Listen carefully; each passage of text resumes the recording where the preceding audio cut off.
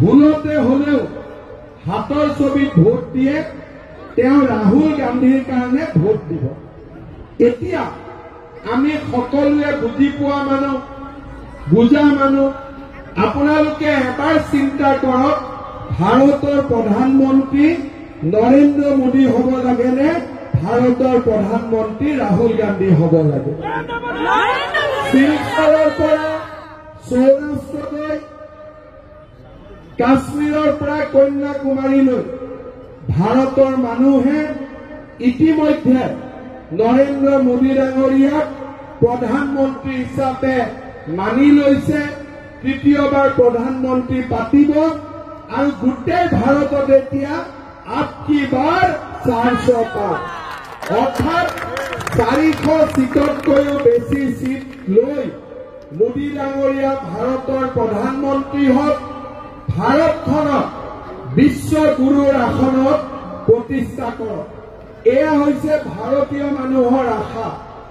আৰু মোদী ডাঙৰীয়াৰ ওপৰত এই আশা কিয়?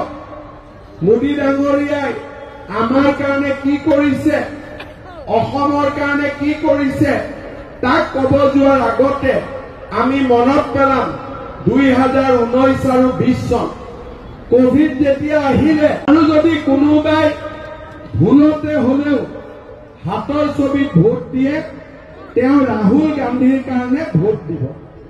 এতিয়া আমি সকলোৱে বুজি পোৱা মানুহ, বুজা মানুহ, আপোনালোকে এবাৰ চিন্তা কৰক, ভাৰতৰ প্ৰধানমন্ত্ৰী নৰেন্দ্ৰ মোদী হ'ব লাগে নে ভাৰতৰ প্ৰধানমন্ত্ৰী ৰাহুল গান্ধী হ'ব লাগে?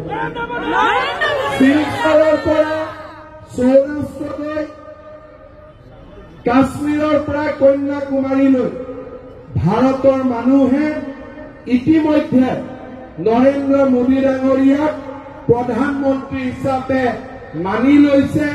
তৃতীয়বাৰ প্ৰধানমন্ত্ৰী পাতিব আৰু গোটেই ভাৰতত এতিয়া আপকি বাৰ 400 পাৰ, অৰ্থাৎ 400 সিটতকৈও বেছি সিট লৈ মোদী ডাঙৰীয়া ভাৰতৰ প্ৰধানমন্ত্ৰী হওক, ভাৰতখনক বিশ্বগুৰুৰ আসনত প্ৰতিষ্ঠা কৰক।